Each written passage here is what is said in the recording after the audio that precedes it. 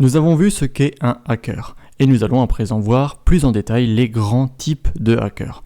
Il y a beaucoup de types différents, et ces types sont assez subjectifs. On ne va donc pas faire une liste exhaustive de tous ces types, mais on va parler des types principaux communément reconnus par le grand public. On a en fait 3 types principaux, et tout cela ressemble à un bon vieux film de cow-boy où on a le méchant, le gentil et les personnages secondaires. Notre héros de l'histoire, c'est bien sûr notre hacker au chapeau blanc, le hacker bienveillant qu'on appelle aussi le hacker éthique.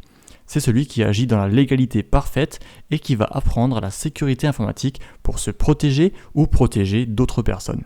On cherchera donc à devenir ce hacker à travers ce cours, à l'opposé du hacker au chapeau noir. C'est le hacker malveillant qui va agir de façon illégale et qui n'en connaît pas forcément moins que le hacker éthique. Ce sont simplement ses intentions qui diffèrent, puisqu'il va essayer de pirater les autres pour diverses raisons, souvent pour de l'argent ou pour se procurer des données personnelles. Donc on a 2 notions différentes, le hacker éthique qui est bienveillant et le pirate, on ne devrait pas l'appeler hacker, qui va agir dans des buts personnels. On a un 3e type, secondaire mais assez populaire, qui est le hacker au chapeau gris dont les intentions sont plus mitigées. Il va par exemple pirater un site web s'il estime que le site fait du tort à quelqu'un ou quelque chose d'autre. C'est donc une sorte de justicier masqué qui va essayer de rétablir la justice, sa justice, entre différentes entités. Mais du point de vue de la loi, ces actions ne sont pas plus légales juste parce qu'il estime agir dans un but noble ou même si le but est vraiment noble. Le hacker au chapeau gris va également pirater volontairement des sites web ou des systèmes, du moins rechercher des failles, dans le but ensuite d'avertir l'administrateur ou le propriétaire en indiquant qu'il a découvert un problème. Encore une fois, l'intention, bien que noble car il s'agit de sécuriser des systèmes, n'est pas légale car il n'y a pas eu d'autorisation reçue au préalable. Et c'est cette autorisation qu'il ne prend pas qui le différencie du hacker au chapeau blanc. Alors parlons de quelques autres types de hackers secondaires qui sont aussi connus et reconnus. Il y a déjà Anonymous, un sous-type de hacker au chapeau gris. Ils sont plus précisément appelés des hacktivistes avec un H, de la contraction entre hacker et activiste.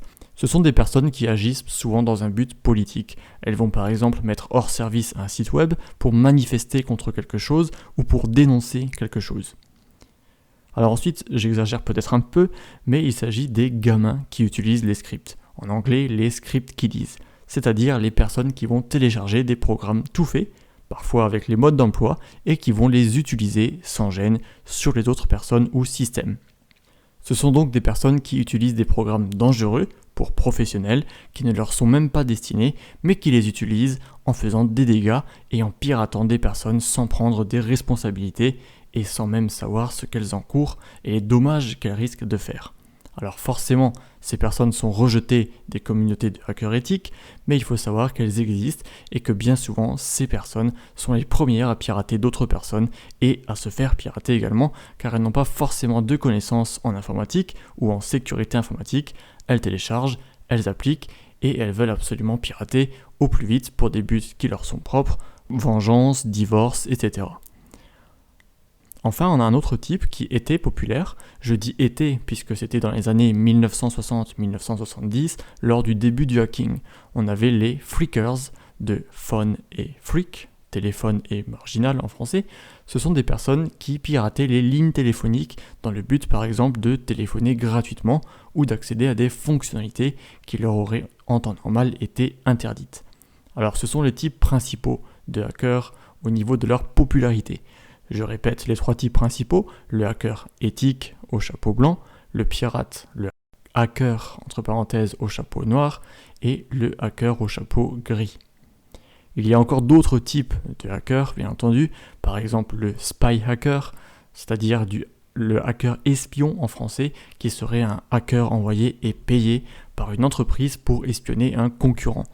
On a également le suicide hacker, donc le hacker qui se suicide, c'est-à-dire qui ne va pas hésiter à risquer la prison pour se faire connaître ou pour réaliser un gros piratage qui fait la une des journaux. Et pour finir, vous aurez remarqué que j'emploie moi-même le terme hacker pour parler de tous ces types. Je ne devrais pas le faire, mais ce terme est tellement utilisé pour définir tous ces types que je me suis permis de l'utiliser aussi, d'autant plus qu'il est utilisé de manière assez standard par le grand public à présent. mais je pense que vous avez à présent les définitions en tête et je ne vous embêterai plus avec.